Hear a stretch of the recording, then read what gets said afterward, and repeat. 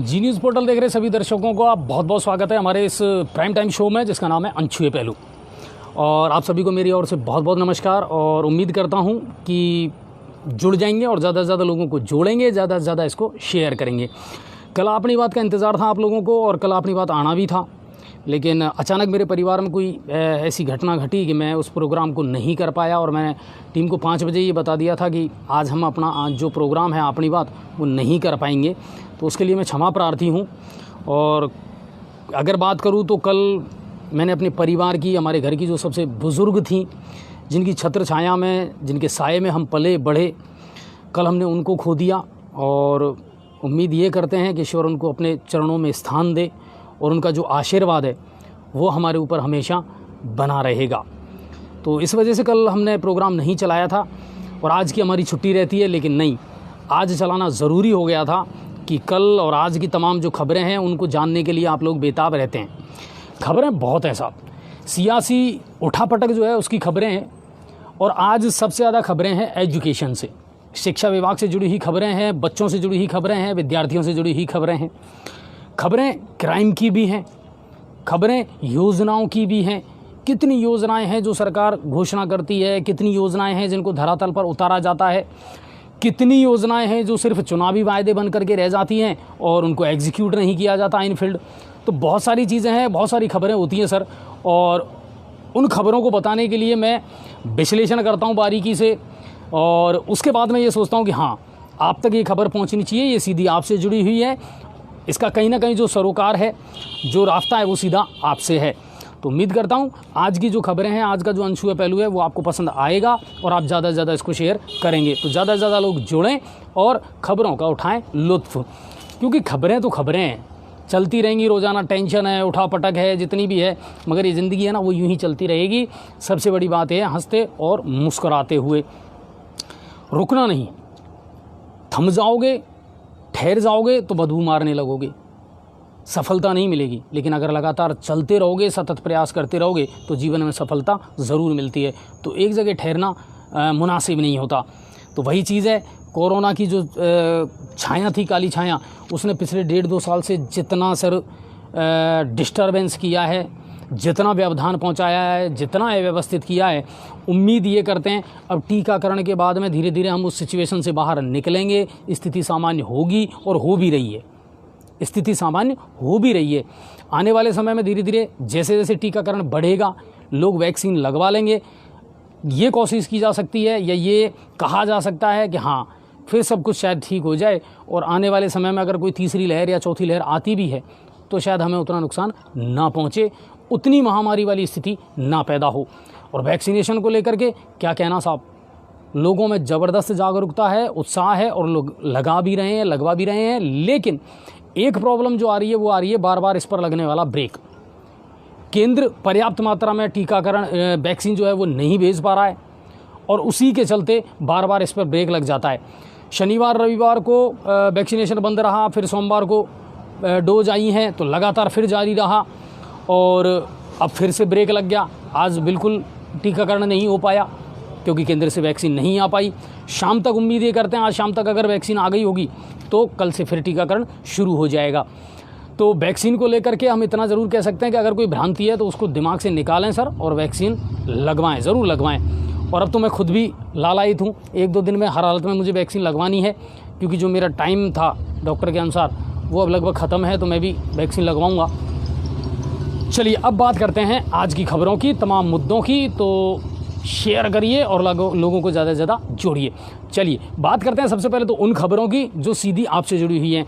आज जितने भी स्टूडेंट हैं, अभिभावक हैं, उनसे मेरा निवेदन है कि प्लीज़ ध्यान से सुने एक एक खबर को, और बिल्कुल आपसे जुड़ी हुई खबर है, आपके हित की खबर है। सबसे पहली खबर तो यह है कि गहलोत कैबिनेट की मंत्रिमंडल की जो बैठक है वो आगामी बुधवार को होने वाली है। इसमें एक तो विधानसभा का जो मानसून सत्र है इसको लेकर के रणनीति तय की जाएगी।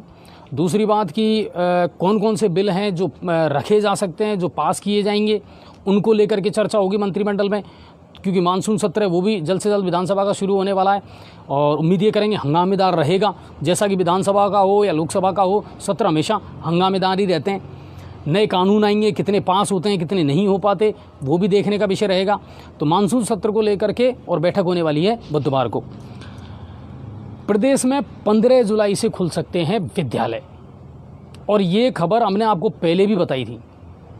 जी न्यूज़ पोर्टल ने ही सबसे पहले ये खबर दी थी कि हाँ, हमारे विश्वसनीय सूत्र ये कहते हैं कि 15 जुलाई से स्कूल खुल सकते हैं। और शिक्षा मंत्री डोटासरा ने और जो शिक्षा सचिव हैं अपर्णा जी, उन्होंने भी इस बात को अब कर दिया है बैठक के बाद में और काफ़ी मंथन के बाद में, कि जिस तरह से कोरोना अब लगभग ख़त्म सा है, बिल्कुल पूरे प्रदेश में लगभग ख़त्म सा है, और बहुत सारे ज़िले हैं जो अब कोरोना से मुक्त हो चुके हैं। लगभग 80-90% ज़िले हैं जो कोरोना से मुक्त हो चुके हैं। तो इस सिचुएशन को देखते और इस राहत वाली स्थिति को देखते हुए अब सरकार ये निर्णय लेने जा रही है कि 15 जुलाई से स्कूल खोल दिए जाएंगे। लेकिन प्रथम फेज़ में 10th और 12th क्लास, शायद इन्हीं को परमिशन मिले। 10th क्लास के स्टूडेंट और 12th क्लास के जो स्टूडेंट हैं, इन्हीं को पहले परमिशन मिलेगी। उसके बाद में धीरे धीरे जो लोकल क्लासेज हैं उनको भी शुरू किया जाएगा। वैसे तो विद्यालय 7 जून को ही खुल गए थे, लेकिन सिर्फ स्टाफ को बुलाया जा रहा था। अध्यापन जो गतिविधियां थी वो अभी बंद हैं, लेकिन उम्मीद ये करते हैं 15 जुलाई से सब कुछ ठीक हो जाएगा और ये धीरे धीरे सिलसिला शुरू हो जाएगा। तो ये विद्यार्थियों के लिए खबर। शिक्षा से जुड़ी और भी बहुत सारी खबरें हैं सर। आज गहलोत सरकार आदिवासी और पिछड़े इलाकों में 8 लाख छात्राओं को पीसी टैबलेट बांटेगी। शिक्षा मंत्री डोटासरा का कहना है कि ऑनलाइन क्लासेज जब ये लगने लगी हैं तो आदिवासी इलाके की जो छात्राएं हैं उनको इसका लाभ नहीं मिल पा रहा है, क्योंकि उनके पास में ऐसा इंफ्रास्ट्रक्चर नहीं है, ना उनके पास मोबाइल है, ना टैबलेट है। क्लास लें तो कैसे लें? इसी को ध्यान में रखते हुए सरकार ये बड़ा डिसीजन ले रही है कि 8 लाख आदिवासी इलाकों में रहने वाली छात्राओं को पीसी टैबलेट बांटे जाएंगे, ताकि वो छात्राएं ऑनलाइन क्लास से वंचित ना रहें। अच्छी बात है, बहुत अच्छी योजना है। लेकिन अब सबसे बड़ी समस्या इसमें एक आएगी। अच्छा, इसमें प्रथम चरण में 4 ज़िले, वहीं यह है कि ज़्यादा से ज़्यादा कोशिश ये की जाएगी कि ऐसे इलाके जहाँ पर ऑनलाइन शिक्षा का अभाव है या नहीं पहुँच पा रही है, उनको सबसे पहले चिन्हित किया जाएगा। अब इसमें एक चीज़ समझ नहीं आ रही, आपने पीसी टैबलेट की घोषणा कर दी, बहुत अच्छी बात है सर। अभी तो पहले की ही घोषणाएं ऐसी हैं जो अधूरी पड़ी हुई हैं, वो योजनाएं ही पूरी नहीं कर पा रहे आप, और आप नई घोषणाओं की तैयारी कर रहे हैं। और भी बताऊंगा मैं आगे। देखिए, इसके अलावा यह है, हर ज़िला मुख्यालय पर 50 लाख का बजट एक स्कूल को दिया जाएगा। ये भी महत्वपूर्ण घोषणा की है कि एक विद्यालय जो है, सरकारी विद्यालय, उसको 50 लाख रुपए का बजट दिया जाएगा प्रत्येक ज़िला मुख्यालय पर। क्यों दिया जाएगा? खेल गतिविधियों को बढ़ावा देने के लिए। मैदान की व्यवस्था करेंगे, खेल का जो सामान है उसको खरीदेंगे, और ज़्यादा से ज़्यादा बच्चे जो हैं वो खेलों में भी रुचि लें, उनमें भी अपना नाम रोशन करें, उसमें अपनी प्रतिभा दिखाएं। इसको ध्यान में रखते हुए सरकार ने ये फैसला लिया है कि प्रत्येक ज़िला मुख्यालय पर स्कूलों को 50 लाख रुपए का बजट दिया जाएगा, जो खेल की गतिविधियां हैं उनको बढ़ाने के लिए। वहीं सत्र 2020-21 में छात्राओं को स्कूटी देने की योजना की भी घोषणा कर दी है। स्कूटी मिलेगी 800 छात्राओं को। 200 छात्राएं तो होंगी 10th क्लास की, और 600 छात्राएं होंगी 12th क्लास की। तीनों शंकाओं की 200-200 छात्राओं को ये स्कूटी दी जाएगी। अब देवनारायण स्कूटी योजना में भी अभी तक मामला वैसा के वैसा ही रखा हुआ है, ठीक है ना। गार्गी पुरस्कार वाली जो छात्राएं हैं उनका मैटर भी वैसा की वैसा ही रखा हुआ है, उसमें कोई प्रोग्रेस नहीं हुई है। और अब आपने कर दी नई घोषणा। मुझे ये समझ नहीं आ रहा कि आप पुरानी घोषणाओं को ठंडे बस्ते में कैसे डाल सकते हैं। अभी तो स्टूडेंट ऐसे हैं बहुत सारे जिनको आप बेरोजगारी भत्ता दे रहे थे ना सर, उनको बेरोजगारी भत्ता ही नहीं मिल पा रहा, और आप नई घोषणाएं किए जा रहे हैं। तो फिर ये घोषणाएं कौन सी हैं? इनको कौन सी घोषणाएं माने हम? क्या वाकई में सरकार जो है गंभीरता के साथ ये घोषणाएं कर रही हैं, या सिर्फ ये चुनावी वायदे हैं, या केवल ये दिखावा है? सरकार से हमारा निवेदन है कि जब भी आप कोई नई घोषणा कर रहे हैं तो ये ध्यान रखें कि पिछली जो योजनाएं हैं कम से कम उनकी तो रिव्यू बैठक आप ले लें कि उनमें कितनी प्रोग्रेस हुई है। आरटीई का जो पैसा है वो भी आप निजी विद्यालयों को अभी तक नहीं दे पाए हैं, ये भी कड़ा सच है। बहुत सारे ऐसे मुद्दे हैं, बहुत सारे ऐसे मैटर हैं जो अभी तक ठंडे बस्ते में पड़े हुए हैं। पहले तो उन पर गौर करिए आप। नई घोषणाओं के लिए तो अभी टाइम है आपके पास में, लेकिन 2 साल का जो समय कोरोना की भेंट चढ़ गया ना, तो उस कोरोना की भेंट में जितनी योजनाएं आपकी चढ़ी हैं उनका भी तो रिव्यू आप कर लें, उनको भी तो देखें कि कौन कौन सी ऐसी योजनाएं हैं जो अनकम्प्लीट पड़ी हुई हैं। बहुत सारी योजनाएं हैं ऐसी जो अनकम्प्लीट पड़ी हुई हैं और आप नई घोषणाएं किए जा रहे हैं। तो ये थोड़ी सी हास्यास्पद स्थिति ज़रूर है, लेकिन एजुकेशन से जुड़ी इम्पोर्टेंट खबर है। अगली खबर जो मेरे ख्याल से आप सबको पता भी चल गई होगी कि यूनिवर्सिटी या उच्च शिक्षा की जो परीक्षाएं हैं उनको लेकर के बड़ी खींचतान चल रही थी साहब। लगातार बैठकों का दौर जारी था। कमेटी को जांच सौंपी गई कि साहब आप इसका पूरा रिव्यू करिए, कैसे करवाएंगे हम इनको, प्रमोट कैसे करेंगे। आखिर में टोटल निचोड़ ये निकला है कि उच्च शिक्षा की परीक्षाएं जो हैं या प्रमोशन का जो मामला है वो कैसे उसको अमली जामा पहनाया जाएगा। तो फर्स्ट ईयर के जो स्टूडेंट हैं वो तो होंगे प्रमोट। 10th और 12th क्लास की जो रिजल्ट है, जो अंक है, उनका औसत निकाल करके और उस हिसाब से फर्स्ट ईयर के छात्र जो हैं वो प्रमोट कर दिए जाएंगे। सेकेंड ईयर के छात्र प्रमोट नहीं होंगे, अस्थायी रूप से प्रमोट किया जाएगा। उनकी एग्ज़ाम होगी, 3 घंटे की जगह 1.5 घंटे का पेपर होगा, ऑब्जेक्टिव क्वेश्चन होंगे और दिसंबर में उसका रिजल्ट आ जाएगा। फाइनल ईयर के जो स्टूडेंट हैं उनकी एग्ज़ाम जुलाई के अंतिम सप्ताह में या अगस्त के प्रथम सप्ताह में आयोजित की जाएगी और सितंबर में उसका रिजल्ट आ जाएगा। ये फैसला हुआ है उच्च शिक्षा की परीक्षाओं को लेकर के, और कम से कम इस घोषणा के बाद अब बच्चे थोड़े से उत्साहित नज़र आ रहे हैं और उनको उम्मीद ये लग रही है कि अब शायद कॉलेज भी खुल जाएंगे। कॉलेज, कोचिंग, लाइब्रेरी, इनका खुलना भी अब बिल्कुल अनिवार्य हो चुका है। ये लोग भी पिछले 1.5 साल से 2 साल से बिल्कुल हाथ पे हाथ रख कर के बैठे हैं सर। और सबसे बड़ी बात ये है कि बच्चे डिप्रेशन का शिकार हो रहे हैं। 3 दिन पहले हमने एक खबर दिखाई थी कि एक बच्चे ने यहीं रिको इंडस्ट्रीज एरिया में जो रेलवे की तैयारी कर रहा था उसने सुसाइड कर लिया। परीक्षाओं को लेकर के वो तनाव में था, क्योंकि कोरोना ने बहुत मानसिकता पर जो है ना वो दबाव डाला है सर। बहुत ज़्यादा मानसिकता को प्रभावित किया है कोरोना काल ने। लोगों के रोज़गार छिन गए, लोगों के उद्योग धंधे चले गए, लोगों की आर्थिक स्थिति खराब हो गई। राहत ज़्यादा कहीं मिलने की उम्मीद है नहीं, उनको मिल नहीं रही है कहीं से। महंगाई देखो, कहना ही क्या साहब। पेट्रोल डीजल तो ऐसा हो गया रबड़ की तरह, जितना खींच रहे उतना बढ़ता जा रहा है।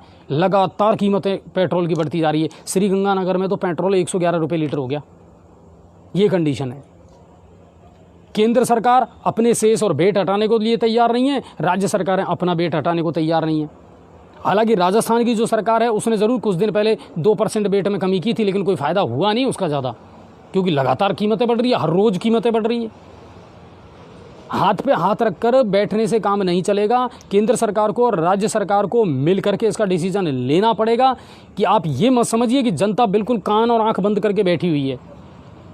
इनसे ज़्यादा अंधे और बहरे तो हमें सरकारें नज़र आ रही हैं कि वो सोच ही नहीं रही इस बारे में कुछ भी, कि बेहताशा कीमतें बढ़ती जा रही हैं। आप कह रहे हैं साहब अंतर्राष्ट्रीय बाजार में कच्चे तेल की कीमतें बढ़ गई। कितनी बढ़ गई साहब? 110 और 120 और 135 तक था ना, तब भी इतनी कीमतें नहीं थी। अब तो सिर्फ 75 है अंतर्राष्ट्रीय बाजार में कच्चे तेल की कीमतें। लेकिन उसके बावजूद आप पेट्रोल डीजल की कीमतें देख लीजिए। सिलेंडर पे दाम आप बढ़ा रहे हैं, वो बढ़ने ही थे क्योंकि वो पेट्रोलियम पदार्थ है वो भी। इन चीज़ों पर दोनों ही सरकारों को, चाहे केंद्र सरकार हो या राज्य सरकार हो, बैठ करके करना पड़ेगा। इस विकट परिस्थिति में जितना जनता को राहत दे सकते हो ना सर, उतना दे दो। मगर राजस्थान सरकार का मुझे नहीं लग रहा कि कोई मूड है लोगों को राहत देने का। बिजली के बिल टेंशन बढ़ा रहे हैं सर। आज मैं पावर हाउस गया था, इतने सारे लोगों की भीड़ थी सर, और सब बिलों को लेकर के रो रहे थे कि साहब ये देखो इतने बिजली के बिल कभी नहीं आए हमारे। और ये पहली बार नहीं हो रहा है। आपको अच्छी तरीके से याद होगा, हमने पिछली बार भी ये मुद्दा उठाया था। जैसे ही कोरोना काल खत्म हुआ, जून के बाद जब बिल जारी किए गए, तब भी लोग रोए थे और चिल्लाए थे। ये कंडीशन है। और सरकार, ताज्जुब की बात यह है कि ऐसी सिचुएशन में भी ऐसे डिसीजन ले रही है जिनको मतलब आम आदमी है ना गुस्से में है इन चीज़ों को लेकर के। पहले मीटर बदलने का शुल्क 350 रुपये लिए जाता था, जिसको बढ़ा करके अब 950 रुपये कर दिया। बताओ आप, यानी बिल के बराबर तो आपने अब मीटर चार्ज है ना, जो मीटर बदलने का चार्ज है वो कर दिया साहब 950 रुपये मीटर बदलने का। स्थायी शुल्क पता नहीं कौन कौन से शुल्क और उसमें जोड़े जा रहे हो आप। ये कंडीशन है। लोग मर रहे हैं, लोग त्राही त्राही कर रहे हैं, सरकारों के कानों पर जूं तक नहीं रेंग रही कि हम लोगों को किस तरह राहत दें। तो इन चीज़ों पर गौर करना पड़ेगा और जनता को भी कहीं ना कहीं जागरूक होना पड़ेगा और आवाज़ उठानी पड़ेगी सर। क्यों कि आम आदमी बहुत ज़्यादा इस समय आर्थिक स्थिति से, बुरी आर्थिक स्थिति से गुजर रहा है। अब खर्चे और आ गए, बच्चे स्कूल जाएंगे, ड्रेस, किताब, कॉफ़ी, फीस, सबसे बड़ा जिन तो अभी खड़ा हुआ है फीस का। अभी तो उससे दो चार होना पड़ेगा अभिभावकों को। इस तरह की सिचुएशन जो चल रही है ना, ये सिचुएशन आम आदमी के लिए सबसे ज़्यादा दर्द देने वाली है। और सरकारें, ताज्जुब की बात है कि ना केंद्र सरकार कोई सोच रही है, ना राज्य सरकारें सोच पा रही। तो ये बात है। और कॉलेज की जो एग्ज़ाम है उनको लेकर के जो स्थिति है वो अब साफ हो चुकी है, स्पष्ट हो चुकी है। गर्मी सितम है साफ जारी। कल ज़रूर पता नहीं कैसे सडनली मौसम बढ़िया हो गया और उसने ज़रूर कल गर्मी से राहत दे दी। शाम को ज़रूर बारिश हो गई थी तो उससे ज़रूर, और शाम को भी ठंडी हवाएं चली थी, उससे तापमान में ज़रूर गिरावट आई है और लोगों को थोड़ा सुकून मिला है। बाकी आज तो दिन भर ज़बरदस्त गर्मी पड़ी है और अभी भी हवा बिल्कुल बंद है। लेकिन जिस तरीके से आसमान में बिजली चमक रही है ना, मुझे उम्मीद है हो सकता है रात में तो हल्की फुल्की बूंदाबांदी हो जाए। लेकिन मौसम विभाग का ये कहना है कि 10 जुलाई से ही पूर्वी राजस्थान में मानसून सक्रिय होगा, तब उम्मीद कर सकते हैं कि अच्छी खासी बारिश देखने को मिलेगी और गर्मी से लोगों को निजात मिलेगी। अभी कोई गुंजाइश ऐसी नहीं है, मगर थोड़ी थोड़ी मिल भी जाए साहब तो भी बढ़िया ही है। प्रदेश में आज कोरोना के टोटल 71 मामले आए हैं, यानी लगभग खात्मे की ओर है। पूरे प्रदेश में 71 ही मामले आए हैं। और टीकाकरण जो है उसको लेकर के मैंने अभी आपको बता ही दिया कि साहब इसमें ज़रूर थोड़ा सा व्यवधान, बार बार जो ये ब्रेक लग रहा है ना टीकाकरण में, इससे ज़रूर लोग थोड़े से परेशान हैं और प्रशासन भी परेशान है। प्रशासन भी चाहता है कि अब जब लोगों में एक रिदम बन गया और लोग आ रहे हैं ना तेज़ी से, तो टीकाकरण जारी रहना चाहिए। जब ब्रेक लग जाता है ना तो फिर बहुत कुछ ब्रेक लग जाता है। लेकिन टीकाकरण का काम अच्छा चल रहा है। पेट्रोल डीजल की कीमत लगातार बढ़ रही है। पिछले 63 दिनों की अगर मैं बात करूं सर तो 9 रुपये 88 पैसे तो पेट्रोल पर बढ़े हैं और 9 रुपये 27 पैसे डीजल पर बढ़े हैं। पिछले 63 दिन का मामला बता रहा हूं मैं आपको। और ये बढ़ाते कैसे हैं ना, देखा होगा आपने, 35 पैसे, 30 पैसे, 40 पैसे, इस तरह बढ़ती है इनकी कीमतें। लेकिन उससे हमारी पूरी की ऐसी की तैसी हो जाती है, पूरा गणित बिगड़ जाता है जेब का। आजकल तो लोगों को शौक ये होने लग गया, यार ये गाड़ी एवरेज बहुत कम दे रही है। गाड़ी उतना ही एवरेज दे रही है सर, पेट्रोल महंगा हो गया, गाड़ी तो उतना ही एवरेज दे रही है। अब 100 का डलवाओगे ना आप तो पॉइंटों में आएगा, पहले 1 पॉइंटों में आता था, फ़र्क हो गया। तो ये बात है। और अब बात करते हैं, ये प्रदेश की बड़ी खबरें थी और उम्मीद कर रहा हूँ कि आप शेयर कर रहे होंगे। जुड़ रहे लोग? हाँ, तो ज़्यादा से ज़्यादा शेयर करें सर। अब चलते हैं भरतपुर की तरफ। भरतपुर से क्या कुछ खबरें हैं। तो जुरहरा पुलिस ने पुलिस पर जानलेवा हमले के फरार चल रहे एक आरोपी पाल सिंह निवासी सेशन को गिरफ्तार कर लिया है। आरोपी ने हिरणमगरी थाने के जाब्ते पर हमला किया था और उसके बाद से ये फरार चल रहा था। पुलिस ने आज इसको गिरफ्तार कर लिया है। पहाड़ी थाना पुलिस ने भी कार्रवाई करते हुए एक गौ तस्कर और पुलिसकर्मी की हत्या के आरोपी को भी गिरफ्तार किया है। आरोपी इदरिस उर्फ बेहरा फतेहपुर का रहने वाला है और आरोपी दौसा के महुआ थाने के एक पुलिसकर्मी की गोली मारकर हत्या कर चुका है।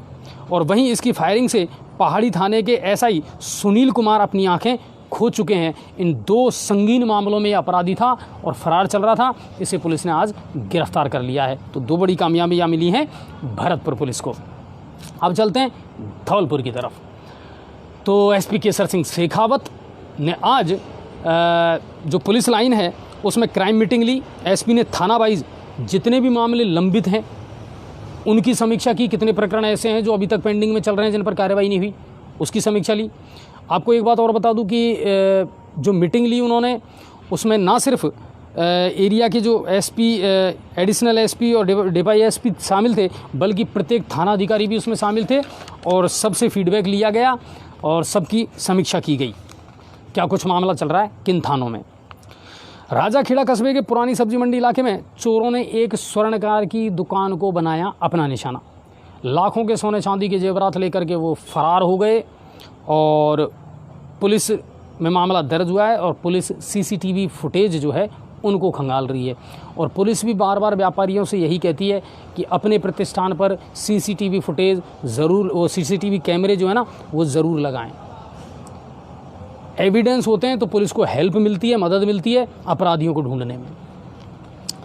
बाड़ी के लोगों के लिए बिजली संकट बना मुसीबत, और ये कोई नई बात नहीं है, सिर्फ बाड़ी की घटना थोड़ी है। कोई गंगापुर में आकर के गंगापुर के लोगों से पूछो कि क्या हालत चल रही है बिजली को लेकर के। और इसी तरह की खबर आई है बाड़ी कस्बे से। आए दिन विद्युत व्यवस्था वहाँ फेल हो रही है और तार टूटना, ट्रांसफार्मर जलना, आए दिन की वहाँ घटना हो चुकी है। इससे कई इलाकों में पेयजल सप्लाई भी बाधित होती है। जब लाइट नहीं आएगी तो फिर जो इक्विपमेंट्स है वो नहीं चल पाएंगे इलेक्ट्रिक, और अधिकारी भी संतोषप्रद जवाब नहीं दे पा रहे हैं। और यही सूरत हाल है सब जगह सर। अधिकारियों के पास में कोई जवाब है ही नहीं। अधिकारी सरकार के आदेशों की पालना कर रहे हैं और कहीं ना कहीं दबी जुबान में अधिकारी खुद इस बात को स्वीकार करते हैं कि हाँ गड़बड़ तो है, चाहे वो बिजली के बिलों में मान लो या विद्युत सप्लाई में मान लो। मगर इस बात को कर्मचारी भी मानते हैं विद्युत विभाग के कि हाँ गड़बड़ तो है। अब बात करते हैं करौली की। करौली जैसे क्या कुछ खबरें हैं तो हिंडौन के महू में एक निजी चिकित्सालय में चिकित्सक पर बिना अनुमति गर्भपात करने का आरोप लगा है। महू के रॉयल हॉस्पिटल का ये मामला है, जहां चिकित्सक आरिफ पर भरतपुर के बजेड़ा से एक महिला को लेकर के आए थे परिजन, और केवल उसका रूटीन चेकअप था और केवल सलाह लेने आए थे। लेकिन उनका ये आरोप है कि साहब बिना हमारी अनुमति के, बिना हमसे पूछे ही डॉक्टर आरिफ ने उसका गर्भपात करवा दिया। इस मामले की रिपोर्ट दर्ज करवा दी गई है। नई मंडी थाना पुलिस जो है हिंडौन में वहाँ पर, और पुलिस इस मामले की जांच कर रही है। तो ये करौली से मामला था। अब चलते हैं हम हमारे ज़िले की तरफ, सवाई माधोपुर से। जिला कलेक्टर राजेंद्र किशन हमेशा सक्रिय रहते हैं, हर विभाग की बैठक लेते रहते हैं, हर विभाग की जो कार्यप्रणाली है, कार्य है, उस पर नज़र रखते हैं। और आज इसी को लेकर के उनकी अध्यक्षता में बिजली, पानी और मौसमी बीमारियों से जुड़े जो अधिकारी थे उनकी बैठक ली गई। और उन्होंने ये कहा 7 दिन के अंदर अंदर जो कार्य अधूरे हैं या जो करवाने हैं, जिनकी प्रस्तावना लेनी है, उनकी DPR तैयार करके और तुरंत भिजवाएं। कहाँ किस चीज़ की कमी है और किस चीज़ की आवश्यकता है। इसके अलावा नल कनेक्शन के लिए भी चल रही जो योजनाएं हैं उनको समय पर पूरा करने के निर्देश उन्होंने दिए हैं। ये बहुत ज़रूरी है क्योंकि आगे आने वाले समय में जब मानसून शुरू हो जाएगा ना तो सारे काम जो है ना, ये इस तरह के जो फील्ड वर्क हैं ये ठप हो जाएंगे सर। तो इनको समय रहते पूरा किया जाना चाहिए। इसके अलावा उन्होंने एक और अच्छी बात कही है कि ऐसे विद्यालय, आंगनबाड़ी केंद्र, ग्राम पंचायत या सरकारी इमारत या भवन या कार्यालय जिनमें नल का कनेक्शन नहीं है या नहीं हुआ है, उनको प्राथमिकता के साथ करवाएं। बहुत सारे विद्यालय हैं सर ऐसे जिनमें बच्चे पीने के पानी के लिए तरस रहे हैं, भामाशाहों की मदद से वहाँ टैंकों से सप्लाई की जा रही है, वहाँ की नल कनेक्शन नहीं है। आपको याद होगा एक दिन मैंने भी लाइव दिखाया था Gangapur city higher secondary school का, कि वहाँ जितना भी पानी आता है ना वो टैंकरों से आता है। फाइल उन्होंने लगभग 4 महीने पहले ही लगा दिए, मगर अभी तक हायर सेकेंडरी विद्यालय में नल कनेक्शन नहीं हुआ है। ये तो शुक्र है अभी बच्चे नहीं है, स्टाफ आ रहा है केवल। तो इन चीज़ों को प्राथमिकता से दूर किया जाए। जब आप कह रहे हैं कि साहब हर घर नल पहुंचना चाहिए, जल जीवन मिशन योजना आपकी चल रही है, केंद्र का आपकी अमृत योजना चल रही है, चंबल परियोजना चल रही है, इतनी सारी परियोजनाएं चल रही हैं, फिर भी लोग प्यासे है ना, हास्यास्पद स्थिति। तो इन पर गौर करने की आवश्यकता है और समय रहते इनको पूरा किया जाना चाहिए। इसके अलावा उन्होंने कहा है कि पालनहार योजनाओं के जो पात्र हैं उनका जल्द से जल्द वेरिफिकेशन करके और उनका भी जो लाभ है वो उनको दिया जाए। तो ये भी आज उन्होंने एक महत्वपूर्ण बात कही है। तो सवाई माधोपुर से यही खबर थी। इसके अलावा सवाई माधोपुर ज़िले में कोरोना का कोई भी नया केस सामने नहीं आया है। हम ये कह सकते हैं हमारा ज़िला कोरोना मुक्त हो चुका है, ये सबसे अच्छी बात है। और टीकाकरण में भी हम शानदार प्रोग्रेस कर रहे हैं सर। गंगापुर सिटी पहले नंबर पर चल रहा है, और उसमें भी मैं आपको बता दूं उदय मोड़ जो प्राथमिक स्वास्थ्य केंद्र है वो दूसरे नंबर पर चल रहा है। इससे पहले माधोपुर का जो बजरिया वाला स्वास्थ्य केंद्र है वो पहले नंबर पर चल रहा है। तो वैक्सीनेशन की स्थिति हमारे यहाँ शानदार है। अगर ये बीच बीच में ब्रेक नहीं आया ना तो ये लगातार चलता रहे तो अच्छा रहे। अब चलते हैं गंगापुर सिटी यानी हमारे शहर से क्या कुछ खबरें। तो खबरें बहुत है साहब, और कल जम करके लाइव चलाई हमने भी।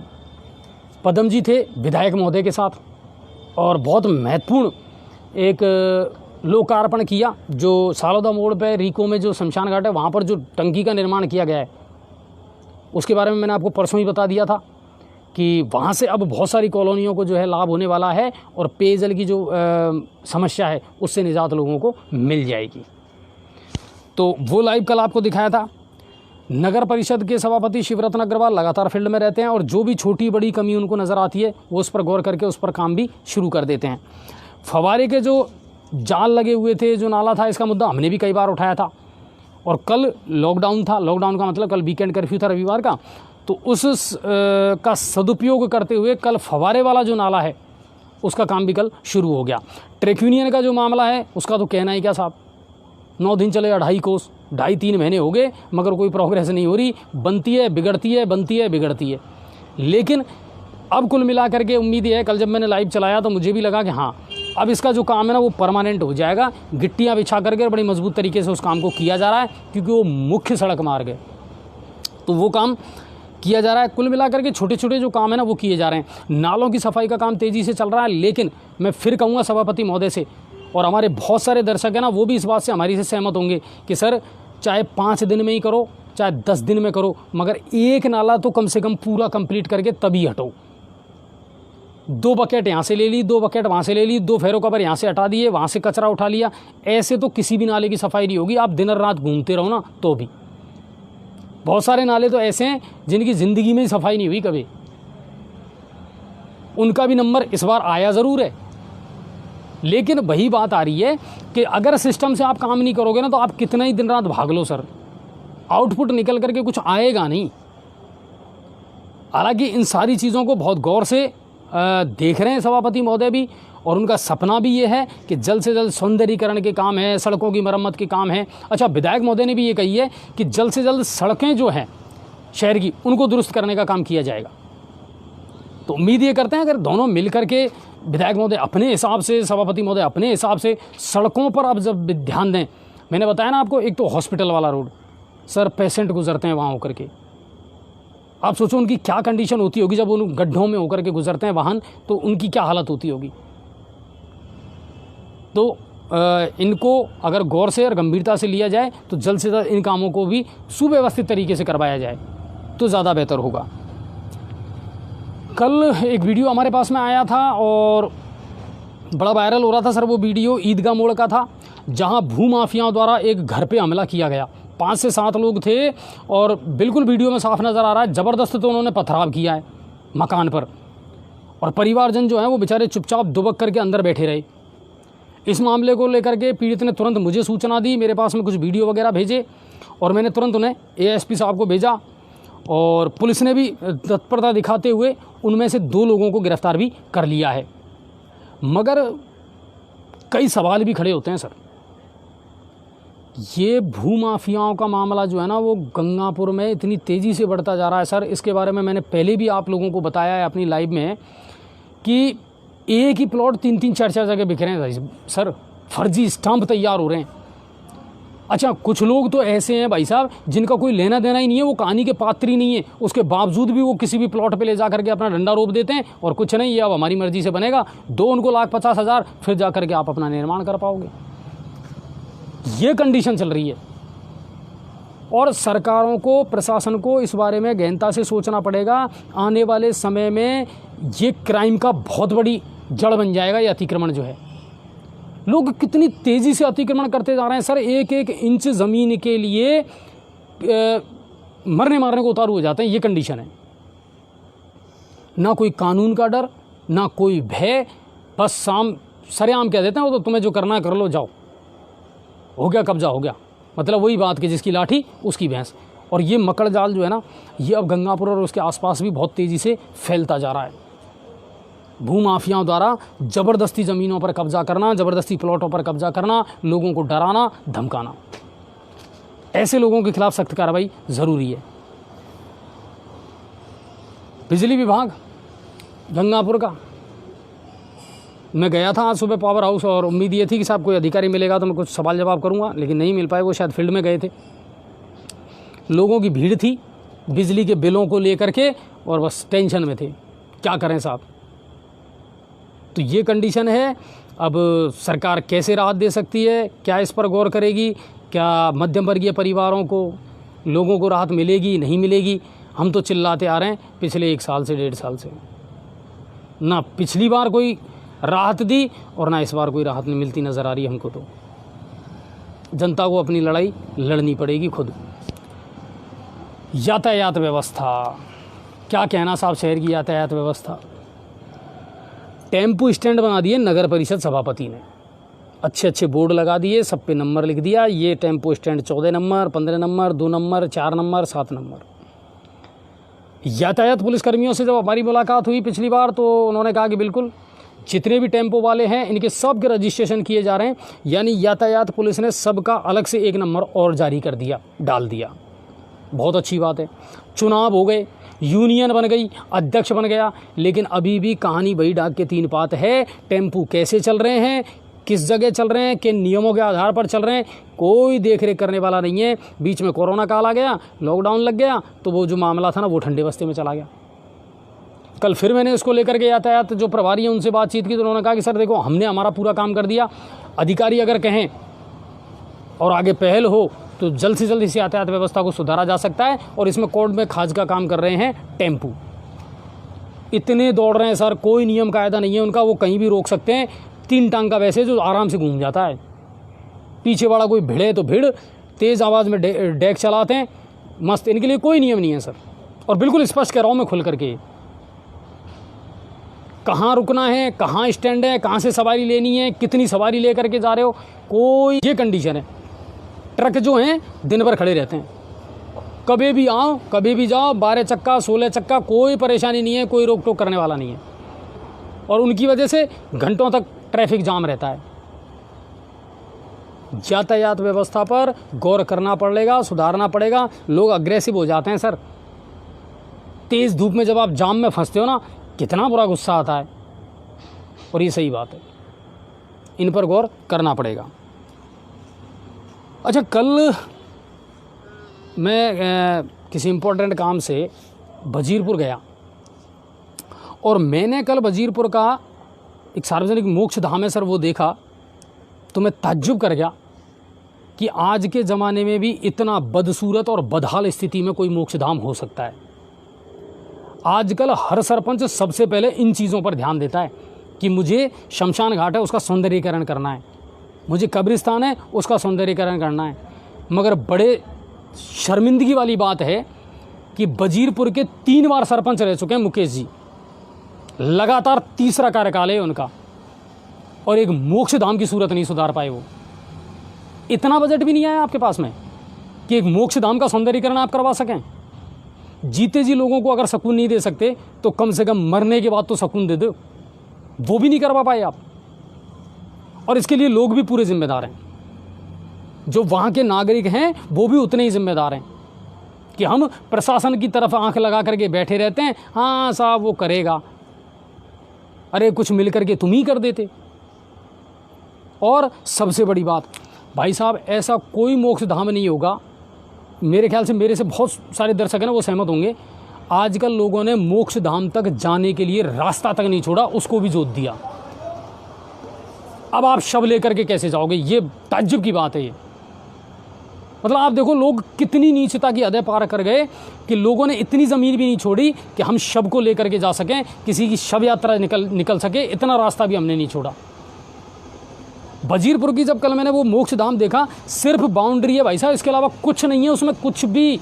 वरना आजकल तो हर मोक्ष धाम में आप सोचो टीन शेड डलवा दी गई है, छाया की व्यवस्था कर दी गई है, पानी की व्यवस्था कर दी गई है, साफ सफाई हो रही है।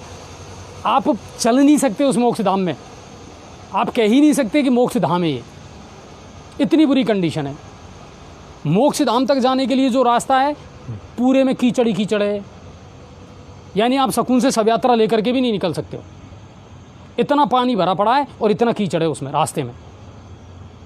सरपंच साहब, एक बार लाइव ले चुका हूँ मैं आपको, और हमारे लाइव लेने के बाद में आपने सफाई व्यवस्था भी करवाई, नालियों की भी सफाई करवाई, कुछ काम करे, मगर ये काम आपको नज़र नहीं आ रहे क्या इतने बड़े काम है जो। मैंने उसके वीडियो और फुटेज आज एसडीएम साहब को भी भेज दूंगा और मुकेश जी को भी भेजूंगा। कि शर्म करो, इतना बजट तो कम से कम आपके पास में होगा कि इन मोक्ष धामों का या कब्रिस्तानों का आप सौंदर्यीकरण करवा सकें। जिन लोगों ने वहाँ अवैध रूप से कब्जा कर रखा है, अतिक्रमण कर रखा है, उनके खिलाफ आप कार्रवाई करें। सब सारे खेत जोत दिए, निकले तो कैसे निकले कोई वहाँ लेकर के, ये कंडीशन है। कल मैंने ये सूरत हाल देखा था सर वजीरपुर में। नहीं, वो जोतने वाले को ये होश नहीं है कि एक दिन उनको भी वहीं जाना है, वो भी तो वहीं जाएंगे, फिर कैसे निकलेंगे। आज एक वीडियो था सर जिसने सबका ध्यान आकर्षित किया, एक महिला पर इतना अमानवीय अत्याचार का वीडियो था सर। मैंने तो मेरी लाइफ में इतना अमानवीय अत्याचार नहीं देखा, ना किसी पुरुष पर देखा, महिला की तो मैं कल्पना ही नहीं कर सकता। कितना मारा है सर उसको, और कितनी तगड़ी उसको यातनाएं दी गई है। रस्सी से बांध करके ऊपर लटका करके और फिर डंडे उसको मारे गए हैं, लातों से, घूंसों से, बाल पकड़ करके। ये मैटर हमारे पास जो है, हमने जब मालूम की कि साहब कोई मध्य प्रदेश का है ये मैटर, किसी ज़िले का, और बाद में शाम को भी कुछ वीडियो उसके वायरल हुए थे। उस लड़की के भाई जो है वो थाने में रिपोर्ट वगैरह भी लिखवाने गया था, और उसका ये कहना था कि साहब सूचना देने के बावजूद भी पुलिस ने कोई कार्रवाई नहीं की है। कारण क्या है, वजूहात क्या है, ये हमको नहीं पता सर, लेकिन इतना बड़ा कारण तो नहीं हो सकता कि आप देखोगे ना उस वीडियो को तो आपके रोंगटे खड़े हो जाएंगे कि यार ये लोग कौन हैं।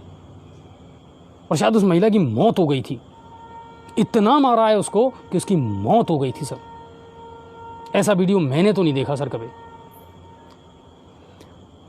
शहर में दिन दहाड़े लूट की घटनाएं, जैसे वाहन चोरी की घटनाएं होती थी ना पहले, ऐसे अब लूट सामान्य बात हो गई है शहर में। इसलिए ये 1000-1500 रुपये से ज़्यादा जेब में लेकर के मत चलो, ये शहर सुरक्षित नहीं है। कब कौन जेब काट के ले जाए पता नहीं चलेगा। लोग चिल्लाते रह जाते हैं, पीछे से देखते रह जाते हैं, लाल टी शर्ट थी, पीली टी शर्ट थी, ये था और वो था, मगर आज तक पकड़ में नहीं आ रहे ये कौन है। परसों बेचारा एक गरीब आदमी, खूटला का रहने वाला था, वो प्रजापत समाज का, वो आया और उसकी जेब से 8,500 रुपये पार हो गए। परचूनी का सामान लेने आया था। उसने मुझे शाम को सूचना दी, बोले साहब सीसीटीवी फुटेज भी हैं तो, लेकिन कल लॉकडाउन था, मतलब कल बंद था बाज़ार, तो मैंने उसको फिर आज बुलाया। मैंने कहा आप सोमवार को आएँ, फिर हम देखेंगे। मैंने सुबह पदम जी को कॉल किया और उसके बाद पदम जी ने उसका लाइव भी चलाया था। कुल मिला करके लूट की जो किसी दिन 30,000 निकल गए, किसी के 40,000 निकल गए, किसी के 50,000 निकल गए, ये कंडीशन चल रही है। अपराध नियंत्रण में इसलिए नहीं हो पा रहा कि भीड़ बेहताशा बढ़ती जा रही है। सीसीटीवी कैमरे कहना ही क्या साहब, बंद थे, बंद हैं, आगे भी हो सकता है बंद ही रहें। हालांकि इसको लेकर के मेरी सभापति महोदय से बात हुई, उन्होंने कहा कि मेरी 2-3 कंपनियों से बात चल रही है और जल्द से जल्द सीसीटीवी कैमरे जो हैं इनको चालू करवा दिया जाएगा और कैमरे बढ़ाए भी जाएंगे। अच्छी बात है अगर ये हो जाए तो। इसके अलावा और कोई विकल्प तो है नहीं साहब जिससे अपराधों पर नियंत्रण हो सके। आज एक मैटर और आया मेरे पास में, ग्राम पंचायत तलावड़ा से। तलावड़ा, शामपुरा, और वहाँ पर ढाणी है कोई, जिसमें एक उच्च प्राथमिक विद्यालय चलता है सरकारी, और उसमें है खेल का मैदान।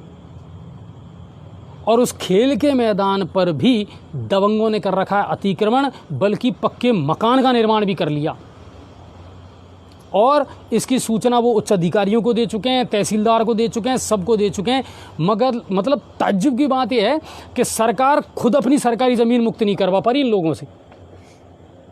तो आपकी हमारी ज़मीन का तो फिर रखवाला ही कौन है बताओ। चारागाहों की भूमि पर अतिक्रमण हो रहा है, स्कूल के खेल मैदानों पर अतिक्रमण हो रहा है। ये सरकारी तो भूमि है और कौन सी है? क्या सरकारों को पता नहीं है? शिकायत हमको करनी पड़ रही है, आम आदमी शिकायत करता है, फिर भी कोई कार्रवाई नहीं होती।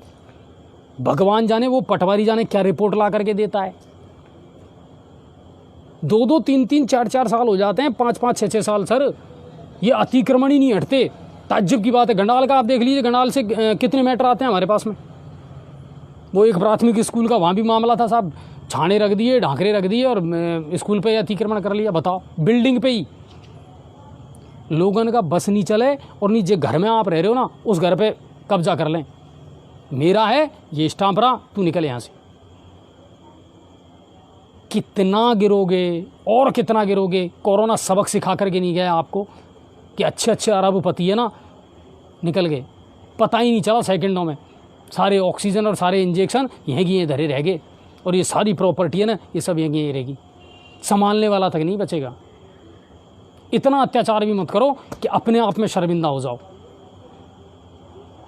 तो वहाँ का ये मैटर है। मैं इसको लेकर के कल बात करूँगा उच्च अधिकारियों से कि सर उस ज़मीन को जो खेल का मैदान है उसको अतिक्रमणियों से हटाया क्यों नहीं जा रहा, मुक्त क्यों नहीं करवाया जा रहा।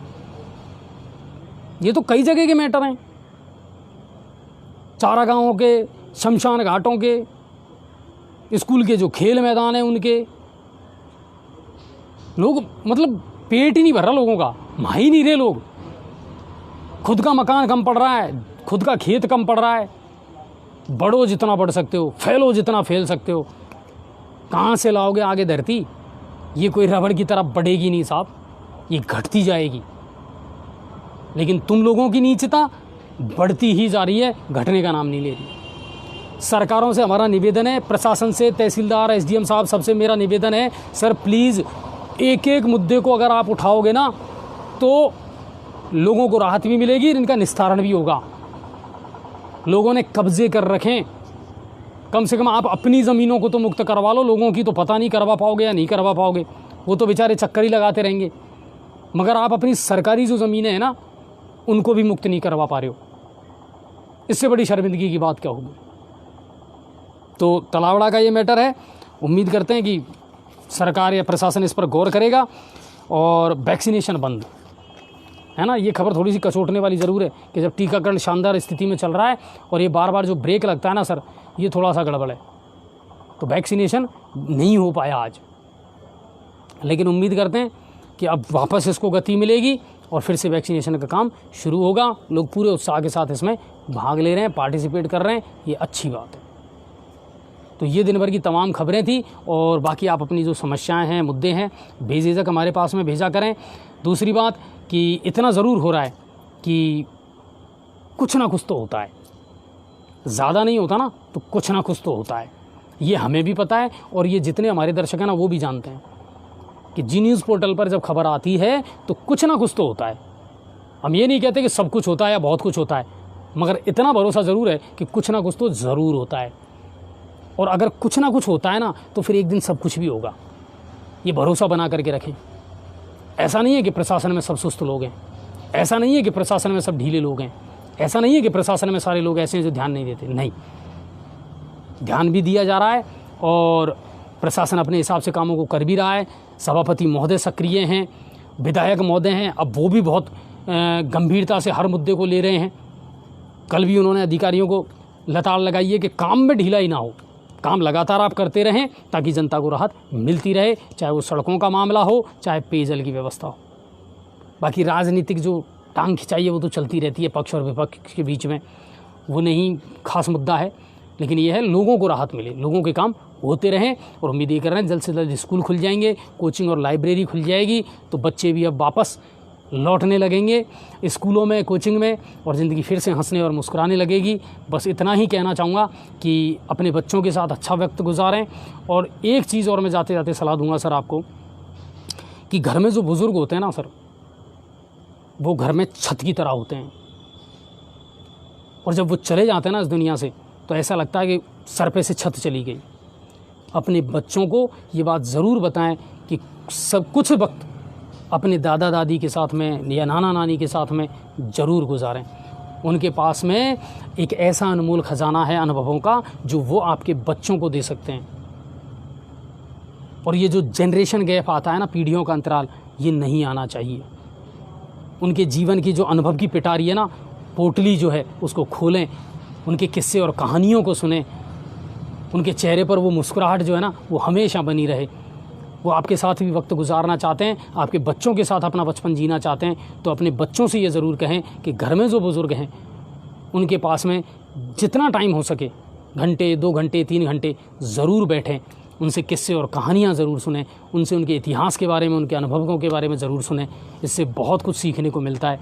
तो ये चीज़ आप ज़रूर करें। आप सभी का बहुत बहुत धन्यवाद और उम्मीद करता हूँ ज़्यादा से ज़्यादा शेयर करेंगे। और एक रिक्वेस्ट ज़रूर करूँगा, हमारे YouTube चैनल को ज़रूर सब्सक्राइब करें आप। प्लीज़ उस पर जाएं, उसको सब्सक्राइब करें ताकि वहाँ से भी आपको हर खबर मिल सके।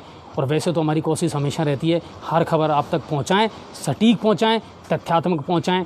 बस यही हमारा उद्देश्य है कि गंगापुर सिटी से, अपने इलाके से, अपने क्षेत्र से, अपनी माटी और मानव से आप जुड़े रहें। आप सभी का बहुत बहुत धन्यवाद। जय हिंद और जय भारत।